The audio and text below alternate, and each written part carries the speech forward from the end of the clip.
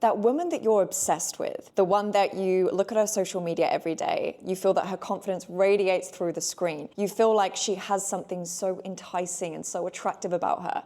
And you wonder why you can't be like that or have that or express in the same way. What if I told you that you're not obsessed with her because she has something that you don't? You're actually obsessed with her because she's showing parts of yourself that you've rejected. You're not obsessed with her, you're actually recognizing yourself through her. Today I'm going to reveal why you actually idolize this woman and also how you can become her instead of just idolizing her. There's a mechanism in psychology called psychological projection, which is essentially where we project parts of ourselves that we deny, reject, and disown onto other people. These are the parts within ourselves, the traits, characteristics, gifts, talents that we don't feel is safe to accept, acknowledge, or be. So you're perceiving other people to have these qualities that you don't have as a way to actually protect you from the discomfort of re-owning those parts of yourself. This happens through a process called fragmentation during our adolescence, which essentially means that any parts of ourselves that are not approved of or accepted of by our environment, which is our parents, our peers, our religion, our social group or peer group,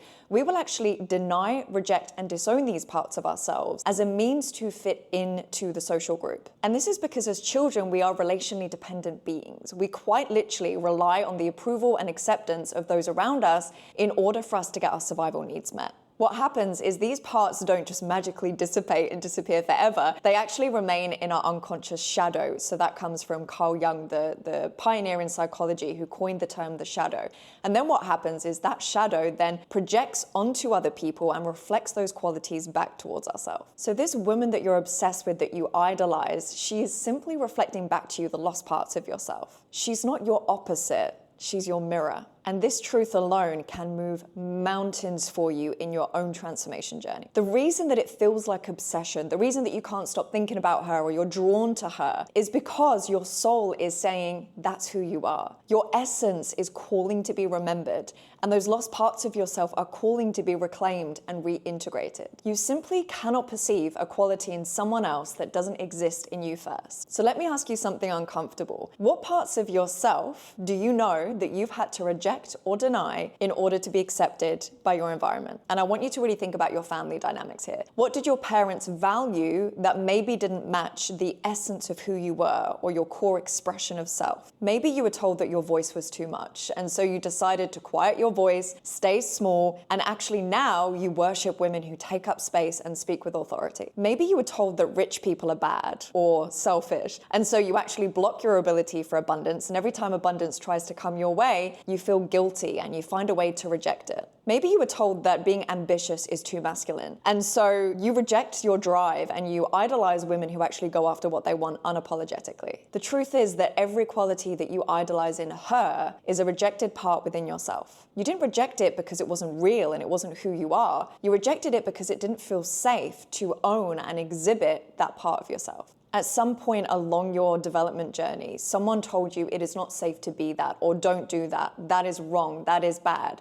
And so you fracture yourself, and then you create this version of yourself that you know is going to be acceptable, and it's going to make other people comfortable with your existence, and it's going to allow you to fit into certain boxes so that you can survive and belong in the social group. But if you're feeling this draw towards someone, it's because you are ready for the reclamation. It's because you are ready to reintegrate that lost part. Now, here's where it gets interesting, because I'm going to share with you the one thing that I've observed that really blocks women from becoming the women that they admire or idolize. And that one thing is judgment. This is where most women get stuck. They either judge the woman that they idolize, meaning that they try and poke holes in their personality or their character or their career or the way that they look, something about them. They will try and find judgment towards it so that they keep her in separation. You keep those parts of yourself in separation to yourself. Or you judge yourself against her. You pedestal this woman and you tell yourself that you can never be like her, or you're not built like her, or it's not safe to be her. This will come through in stories within your own mind of, she can pull that off, but I can't. Or that would look great on her, but it would look awful on me. Or yeah, of course she can do that. She's built that way, but I'm not built that way. I can't do that. But the truth is that every judgment becomes a wall. Every time you judge someone or you judge yourself, you create separation. And separation is the number one cause of internal suffering. This separation actually means that you can stay exactly as you are. It's a way that you protect yourself from making a change. So here's one thing that I want you to focus on for the next week. When you see a woman that you idolize, you admire, you love her traits, you love something about her, rather than going into judgment against her or against yourself, I want you instead to see her as a mirror. I want you to say, I see the confidence in her, which means that that confidence exists within me. Or I see her freedom, which means that I have freedom within me. Or I see her in her boldness and being unapologetically her full authentic expression, which means that I also have that ability within myself. Let this woman be what she is to you. Nothing more, nothing less. She is a mirror. She is a mirror of what's possible for yourself. She is simply the expressed parts of you that you've chosen to hidden as a means to survive.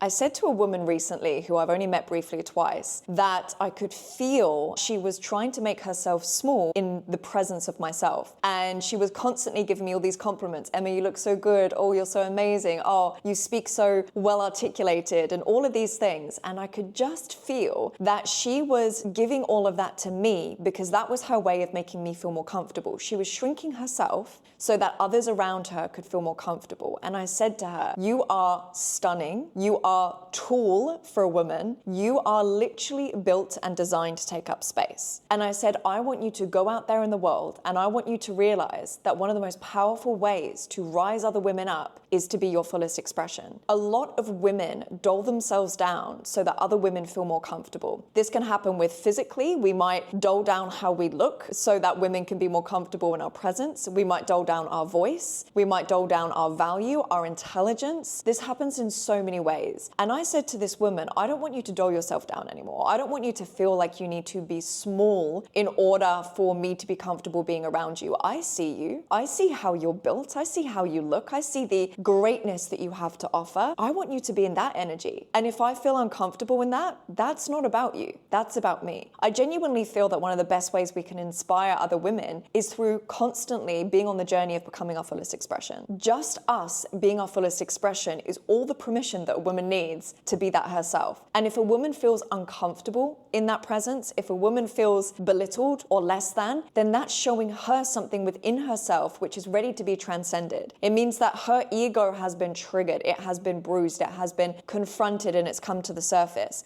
And that's a powerful place to be because then it means you have the information you need to do something with that trigger. So here's the thing about integrating these lost parts of yourself. It doesn't need to be some dramatic thing that happens instantly and you suddenly wake up and you've become her. It gets to be a soft process. It gets to be a quiet process. It gets to be a gradual process. For me, it started with the small things, the things that other people wouldn't even notice. But for me, it was a very internal, personal experience. I remember when I was younger, I would consistently apologize. I would apologize for things that weren't even my fault. Like someone would bump into me and I would say, oh, I'm so sorry. Maybe it's a British thing. I don't know. My whole family is like it. It's a very polite British way to be. But I realized that I was actually deep down apologizing for my existence. So every time there was some sort of conflict or something went wrong or something happened, I felt at the liberty to apologize for it, even if it wasn't my doing. And so I decided to stop apologizing. I decided that I would apologize for something that I believed was my genuine doing. But if it was something outside of my control, if it was just me being me, I'm not going to apologize anymore. And gradually through stopping that behavior, I actually integrated the part of myself that was no longer apologetic for her existence. I get to exist as I am and just have authority over my own voice, my own being, my own decisions. And whether people agree with that or not is completely their free will and up to them. I find that a lot of women are waiting for permission. They're waiting for someone to say, yes, you can be loud. Yes, you can be bold. Yes, you can go after that. Yes, you can be loving, vulnerable, intimate, all of the things. But you don't need permission. The permission is never going to come. You're waiting for permission, which is non-existent. It doesn't exist. What it really takes is responsibility. It's self-responsibility of saying, if I see something in her that I would love to experience myself or express myself or exhibit myself, then I get to go through that integration process. I get to identify in her what it is that I'm very drawn to, what it is that I'm very attracted to. I get to feel how my soul is wanting to remember that within myself.